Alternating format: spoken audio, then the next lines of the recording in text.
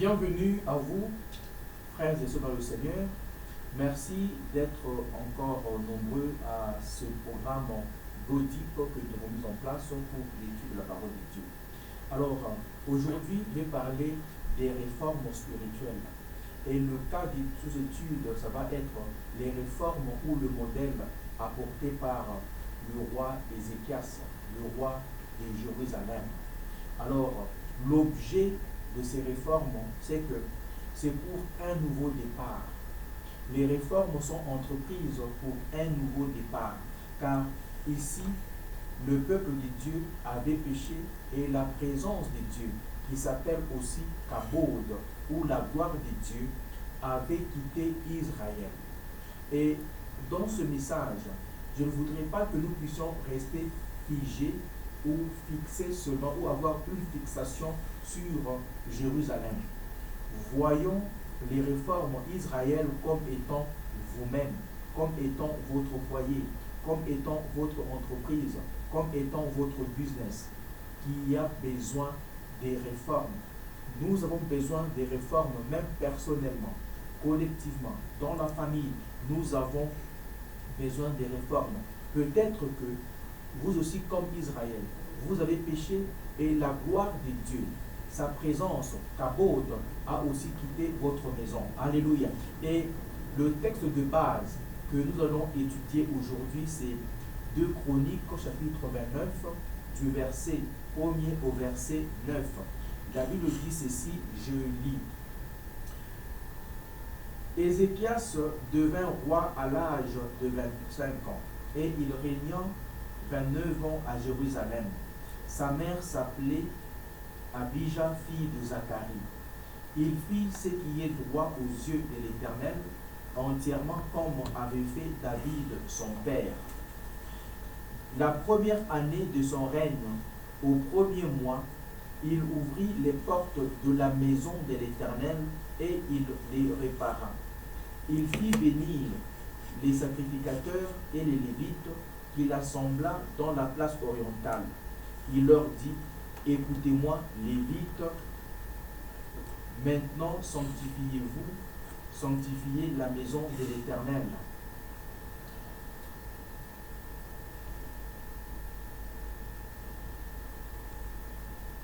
Mettez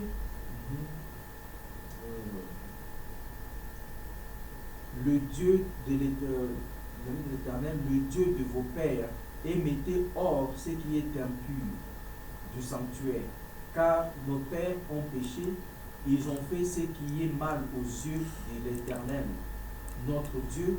Ils l'ont abandonné, ils ont détourné leur regard du tabernacle de l'Éternel et lui ont tourné le dos. Ils ont même fermé les portes du portique et éteint les lampes. Et ils n'ont offert au Dieu d'Israël ni parfum ni holocauste dans le sanctuaire. Aussi la colère de l'Éternel a été sur Juda et sur Jérusalem. Ici il a rassemblé les deux à la fois. Et il les a livrés au trouble, à la désolation et à la moquerie, comme vous le voyez de vos yeux. Et voici à cause de cela, nos pères sont tombés par l'épée, nos fils, nos filles et nos femmes sont en captivité. Nos fils et nos filles sont en captivité. Bien-aimés, je ne sais pas quelle est votre condition aujourd'hui. Je ne sais pas dans quelle captivité vous pouvez être. Je ne sais pas dans quelle captivité vos affaires peuvent être, votre travail, vos finances. Alors, examinons la parole de Dieu. L'objet de ces réformes ici, c'est à cause du péché. Les réformes à cause du péché. Et si nous étudions, puisque la parole de Dieu doit être étudiée, si nous étudions l'histoire sur les rois d'Israël, cette histoire a été marquée, bien aimé, par la pénétration ou l'infiltration du péché dans le royaume. L'histoire de toutes les familles de la terre a été marquée par la pénétration et l'infiltration du péché. Et ce péché remonte depuis l'Éden, où il y a eu pénétration du péché, pénétration par le péché dans la famille humaine. Le péché, bien aimé, a poussé chaque fois le peuple de Dieu dans la déportation et aussi à l'occupation de leur territoire par les puissances ennemies. Il y a beaucoup de nations sur la terre qui expérimentent ou qui ont expérimenté l'infiltration des puissances étrangères dans leur nation. Pour mon cas à moi, notre pays a été infiltré depuis des années par les pays étrangers. La France avait été infiltrée par l'Allemagne. Beaucoup de pays ainsi, bien aimés. Ce n'est pas une histoire qui a commencé avec nous. C'est une histoire qui a commencé depuis même, vous voyez ici, c'est depuis même Israël, dans l'ancien temps. Alors, Israël avait été divisé en deux royaumes. En deux royaumes. Nous trouvons aussi qu'il y a des familles sur la terre, parce que je vous ai dit que ne gardons pas notre fixation seulement sur le royaume Israël. Ramenons Israël au niveau primaire pour que nous puissions comprendre. Nous pouvons être dans une famille qui est divisée en deux. Il y a des maisons, des foyers qui sont divisés en deux, où on voit le camp maman et le camp papa. Alors, divisé totalement, c'est que le camp maman dit c'est ce qui passe, ou le camp papa dit c'est ce qui passe. Alléluia. Donc ça, c'est la pénétration, l'infiltration du mal dans la famille. Donc Israël avait été divisé en deux royaumes. Nous avons le royaume du nord qui parle de Juda et le royaume du sud qui parle de Jérusalem. Akaz, le roi Akaz, qui faisait partie du royaume du sud, donc de Jérusalem, avait emboîté le mauvais exemple, le mauvais modèle, l'exemple méchant du royaume du nord, donc du royaume de Juda. Qu'est-ce qu'il avait fait? Et il avait conduit son royaume à adorer, écoutez bien, le roi qui conduit son royaume, son peuple, à adorer des faux dieux. Il y a ainsi des chefs de famille qui ont conduit leur génération et condamné même celles qui viendront après à adorer les idoles, à adorer des faux dieux, bien-aimés. Le péché du peuple était devenu si grand que le roi Akaz avait même fermé les portes du temple. Lorsque le péché abonde, bien-aimé, on ferme même son cœur à la pensée de Dieu. On ferme même son cœur à la volonté de Dieu. C'est ce qui se passe dans la vie de beaucoup de gens. Les gens deviennent si incrédules parce qu'ils ont goûté à des dieux étrangers. Ils deviennent même incrédules. Ils ferment complètement leur cœur au culte et ils refusent d'avoir accès au culte ou au lieu du culte de Dieu. Akaz, comme chef de famille, avait placé des autels dans tous les coins pour encourager l'occultisme dans le royaume. Il y a des familles qui ont des dieux, des petits dieux bien entendu, qu'ils adorent, à qui ils offrent des sacrifices. Quand ils mangent, ils vont donner une statuette, quelque chose à manger aussi. Ils disent que ça c'est la tradition ou la coutume de nos anciens. Là, c'est encourager l'occultisme.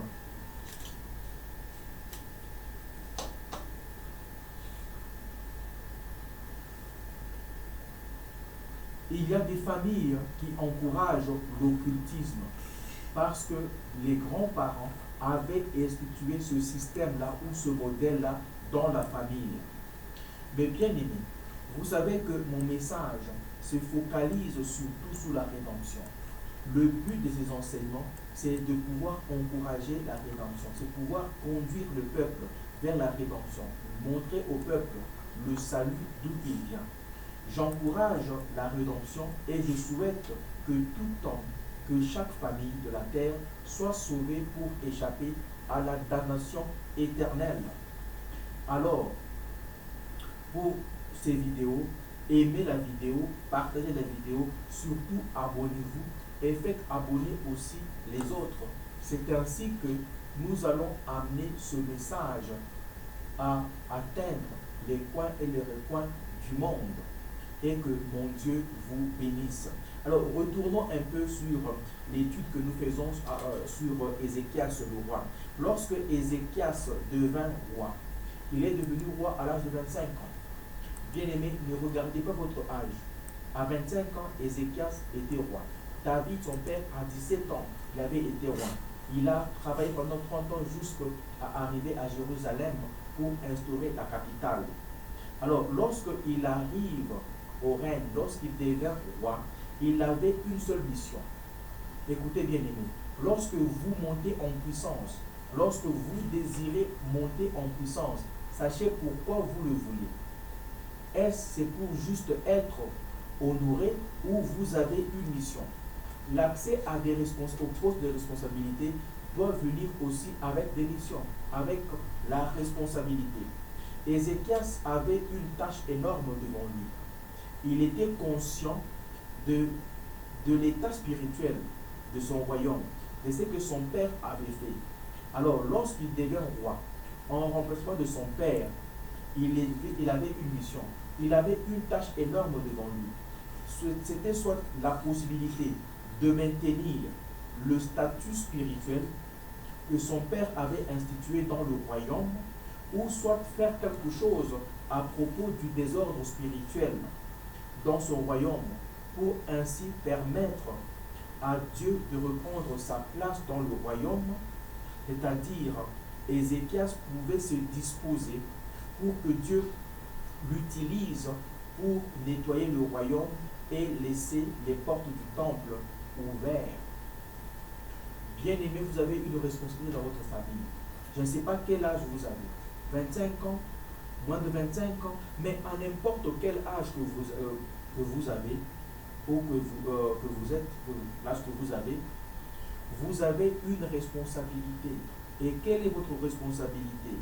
Vous avez la responsabilité dans votre famille, dans votre société, dans votre quartier, à l'école où vous allez, à l'université, au travail, à votre lieu d'affaires, dans l'environnement que vous passez beaucoup plus de vos temps, de nettoyer le désordre pécheur.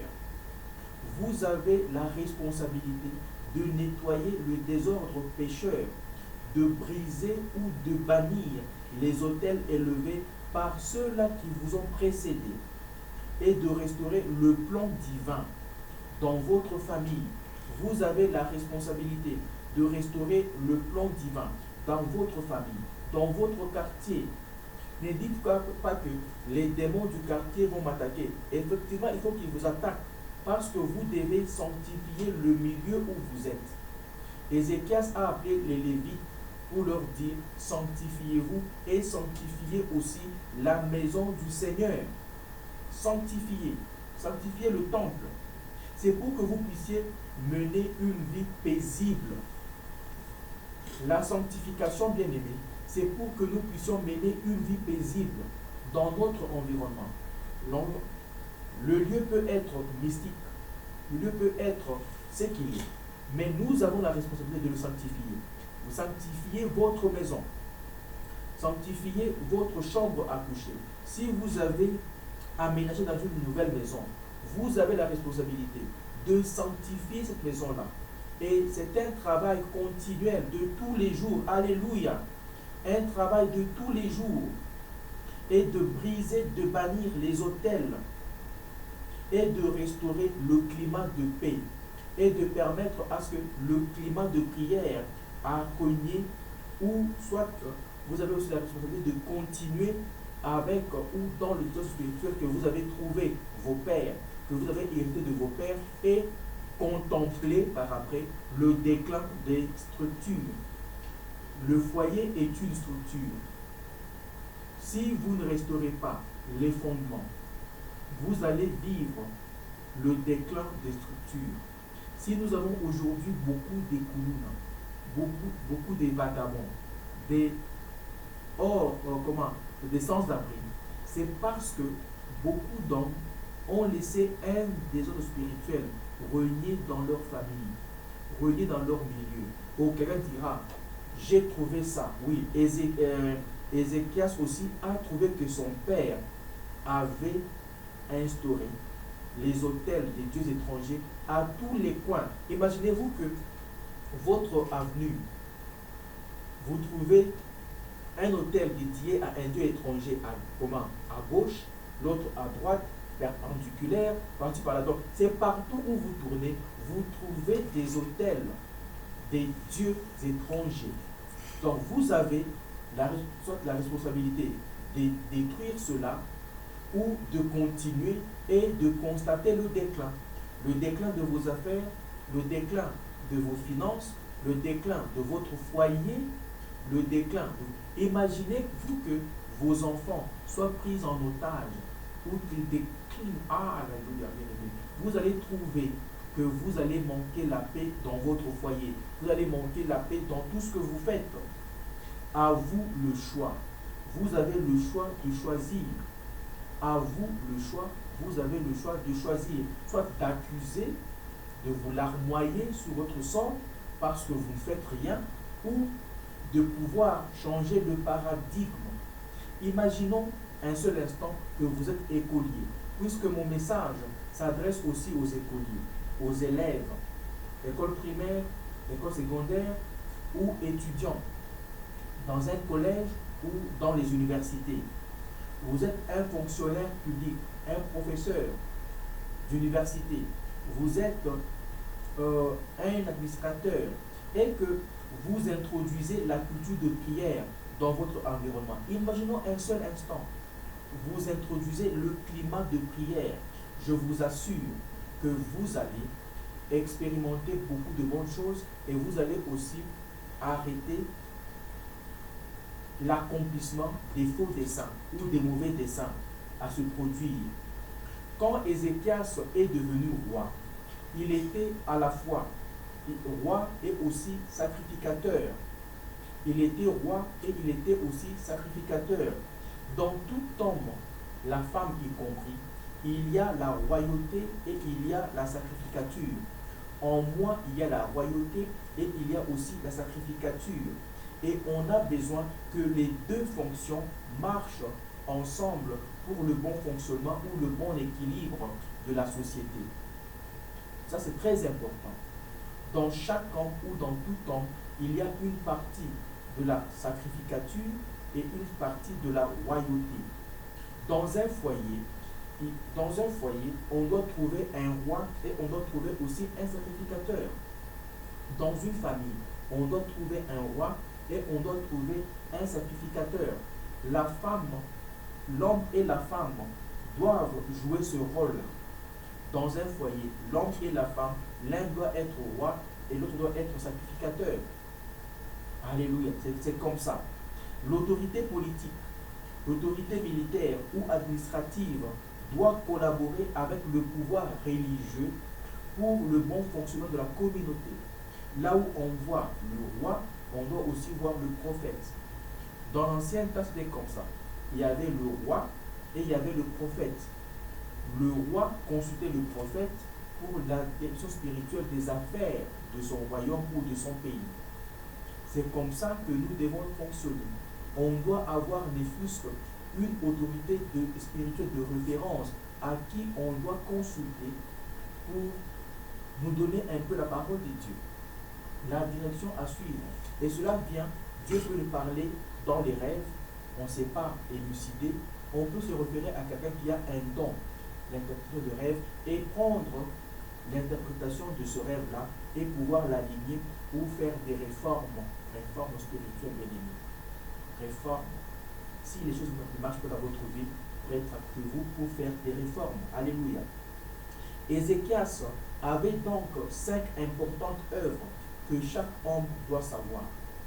Chaque homme doit savoir au moins 5 importantes choses, les œuvres qu'il doit connaître. Ézéchias était un roi réformateur.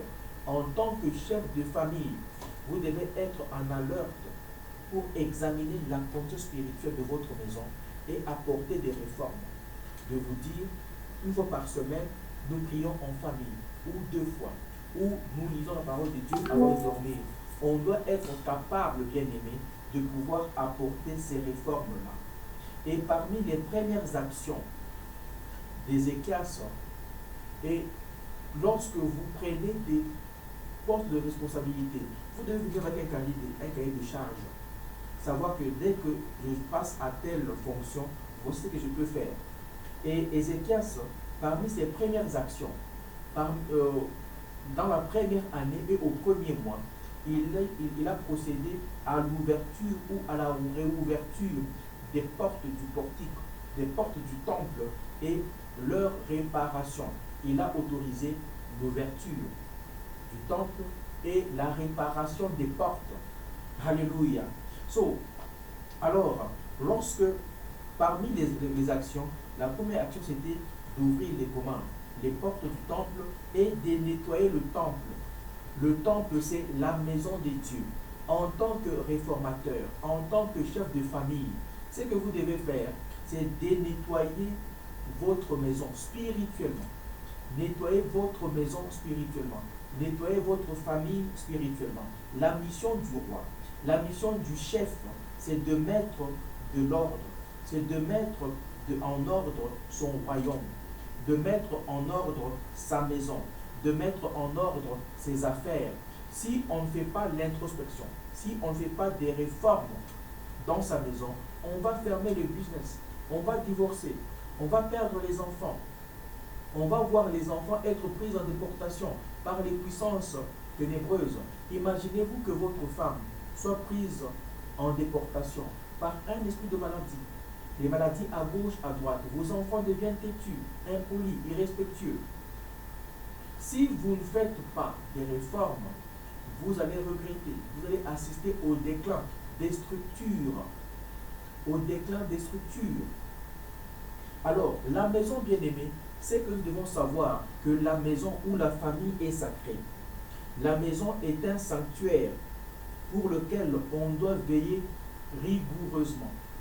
Ma maison est un sanctuaire, donc je dois veiller rigoureusement sur la situation de ma maison. La vie commence à domicile. C'est ce que nous devons savoir, que la vie commence à domicile. Alors, je vais donner un peu quelques points de prière, 2 points de prière ou 3 points, et puis nous continuons pour conclure, parce que ça c'est juste l'introduction. Parmi les points de prière, en tant que leader bien-aimé, vous devez ouvrir votre cœur à l'action divine. Ézéchias s'il est disposé pour que Dieu l'utilise pour apporter des réformes. Le point de prière bien-aimé, c'est ouvre ton cœur à l'action divine. Ne ferme pas les portes du temple de l'Éternel. Ne ferme pas les portes de ton corps à l'action de la rédemption. Permets que la rédemption ait une action sur ton corps. L'autre point de prière, c'est étends vers l'Éternel tes mains. Étends vers l'Éternel tes mains. Ça, c'est examine-toi, bien-aimé. Quelle est ta condition spirituelle? Examine-toi. Pour élever les mains vers l'Éternel, je veux le dire, c'est un signe de soumission. Mais examine-toi d'abord. Quelle est ta condition spirituelle? Jésus-Christ avait dit à ses contemporains dans Jean chapitre 8, verset 32, il avait dit, vous connaîtrez la vérité et la vérité vous affranchira. Ici, Jésus a invité à l'introspection, que vous devez examiner votre condition spirituelle pour ainsi expérimenter le changement. En signe de soumission, c'est ça, élever ou étendre ses mains vers l'Éternel, on prie pour implorer le pardon de Dieu, le rallumage du feu de la sanctification. Peut-être que la sanctification a baissé, a diminué dans votre vie. Alors vous élevez vos mains vers le Seigneur, vous implorez sa miséricorde afin qu'il puisse rallumer ce feu-là, le feu de la sanctification. Alors, bien-aimés, au regard de la parole sous étude ici, la parole dans 2 Chroniques au chapitre 29, 2 Chroniques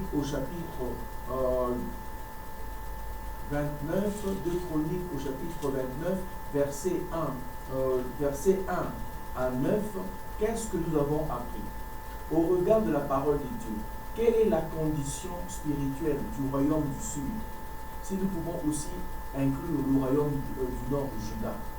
Quelle est la condition spirituelle ici? Puisque chacun d'entre nous doit connaître sa condition spirituelle.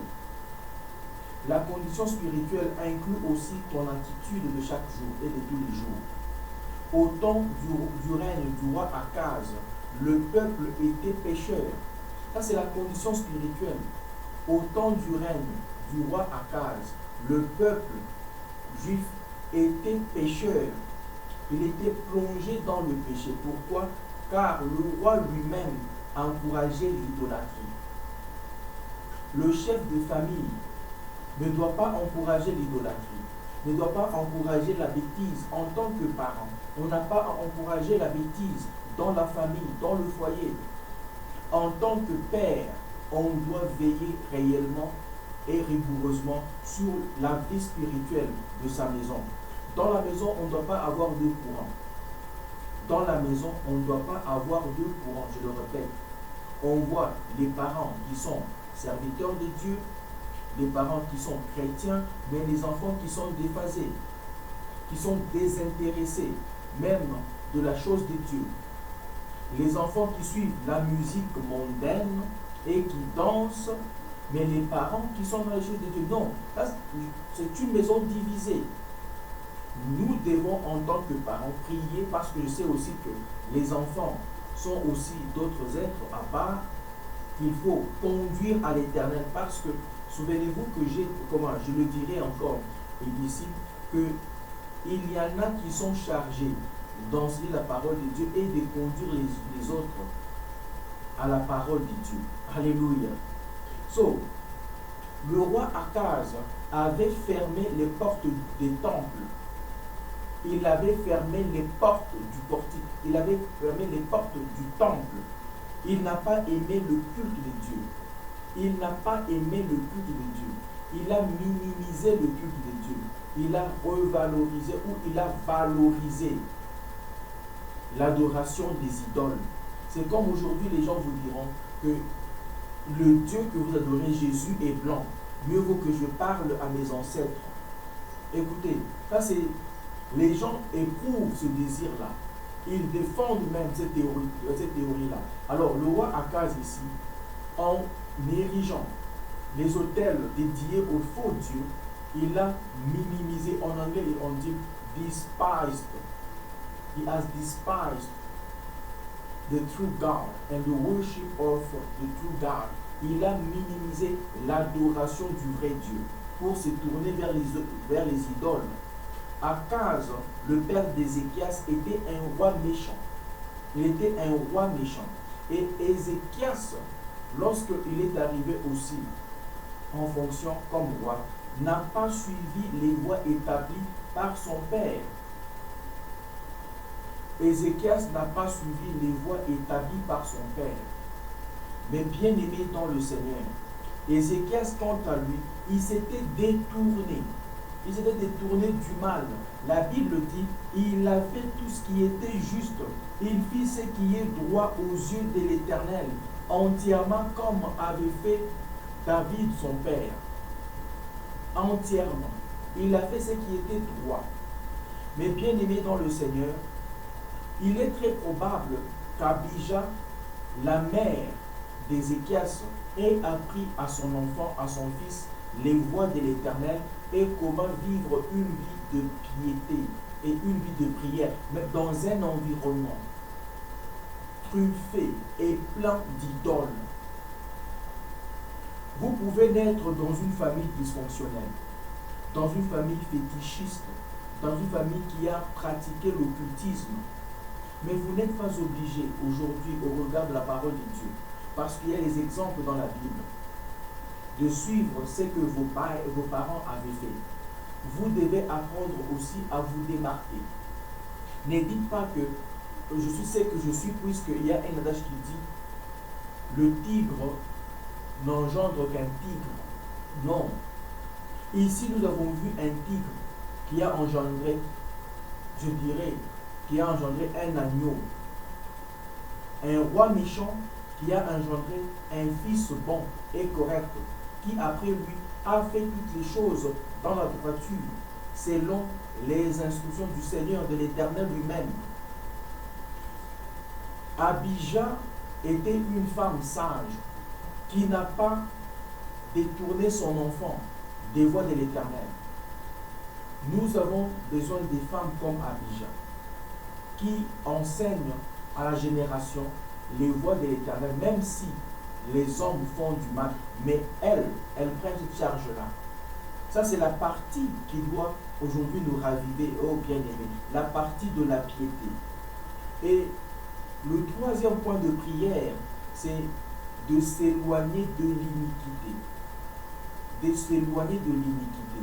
Lorsque nous avons vu ici comment la vie d'Ézéchias, il s'est éloigné de l'iniquité, de sa famille, de son royaume, pour faire maintenant ce qui était juste aux yeux de l'Éternel. Et je suis en train de conclure, bien-aimés, pour cette introduction d'aujourd'hui. Dans la Bible, il y a une maladie qui s'appelait lèpre. Et la lèpre est symbolique du péché. Dans la Bible, il y a une maladie qui s'appelle lèpre. Et la lèpre est apparentée ou elle est symbolique au péché. Et une personne atteinte de la lèpre finit par perdre la sensation physique, il finit par perdre la sensation. La sensibilité de son corps, comment, diminue ou elle se perd même. J'ai vu dans ma vie quelqu'un qui a souffert de la lèpre, moi je l'ai vu. J'ai vu comment les doigts ici, ses doigts ici et l'autre, il n'y avait pas de doigts. Ils étaient à moitié comme ça. À moitié. Alors, la personne pourrait perdre ses membres sans le savoir à cause de la lèpre. On coupe ou ça tombe, lui ne sent rien, comme douleur. Et une personne atteinte de la lèpre peut cogner même son doigt, son poing contre un mur. Ou quelque chose pourrait même tomber sur le membre du corps qui est atteint de la lèpre et lui ne pas sentir la douleur. Parce que la lèpre a atteint une gravité et l'état avancé. Une gravité et un état avancé où vous perdez toute sensibilité. Alors, dans un sens plus large, bien-aimé, il se peut que le chrétien d'aujourd'hui ait aussi perdu toute sensibilité, qu'il soit aussi insensible au péché. Et ils se mettent à normaliser le péché. Le péché ne leur dit plus rien. Quand il est dit, c'est normal, c'est normal. Alors, puisque nous savons que le péché désensibilise aussi, le péché désensibilise. De même, bien-aimés, les gens à qui le Seigneur a confié la charge ou le travail d'enseigner aux autres les voies de l'Éternel et de les conduire dans le vrai culte, se soient aussi endormis dans leur foi à cause du péché. Et ils permettent à la méchanceté de les dominer. À la méchanceté de les dominer. Ce matin, j'étais en train de prier. Je regardais un peu la vie autour de nous. J'ai vu la méchanceté qu'il y a. Je me suis dit, c'est parce que les chrétiens ont baissé dans leur vie de prière. C'est parce que les chrétiens sont devenus insensibles à ce qui se passe autour d'eux. Vous savez pourquoi? Parce qu'ils se sont mis à plus normaliser. Par exemple, l'homosexualité, on ne peut pas la normaliser. On ne peut pas normaliser l'homosexualité. On ne peut pas normaliser la pédophilie. On ne peut pas, toutes ces pratiques-là, le LGBTQ+, on ne peut pas tout normaliser. Nous devons alors, quand on normalise, c'est-à-dire qu'on est devenu insensible, parce que ce sont les âmes qui se meurent aussi. Ce sont les âmes pour lesquelles Christ est venu sur la terre et Christ est mort pour elles. Alors, le deuxième ou le dernier point de prière pour l'introduction d'aujourd'hui, c'est prie pour être vigilant. Parce que le péché désensibilise nos cœurs à la vérité de Dieu et nous conduit à marcher dans les ténèbres. La prière de toute personne, c'est d'être vigilant. La prière, c'est d'être vigilant. Prie pour être vigilant à la condition spirituelle autour de toi. Prie pour être vigilant dans ta maison, à ce qui se passe dans ta maison. Prie pour être vigilant dans ce qui se passe dans ta famille, dans ta communauté, dans ta société. Prie pour que le péché n'enténèbre pas ton cœur à la vérité de Dieu, au recul de l'Éternel. Refuse de normaliser le péché, refuse de normaliser le péché, rejette le péché en éprouvant de la tristesse selon Dieu. Rejette les péchés en éprouvant la tristesse selon Dieu. La tristesse selon Dieu produit la repentance. La tristesse devant Dieu produit la repentance et la vie. La repentance vraie se produit dans le cœur et non de facettes. La vraie repentance, mes bien-aimés, se produit dans le cœur et non de facettes. Le regret, le remords et les larmes n'éprouvent pas la sincérité d'un cœur repentant et fidèle. Quand vous mettez à pleurer, à regretter, à faire tout ça, ça ne prouve pas la sincérité d'un cœur repentant et fidèle. La vraie repentance, c'est lorsque quelqu'un a rencontré Jésus. C'est ça la vraie repentance. Paul, sur la route de Damas, lorsqu'il a rencontré Jésus,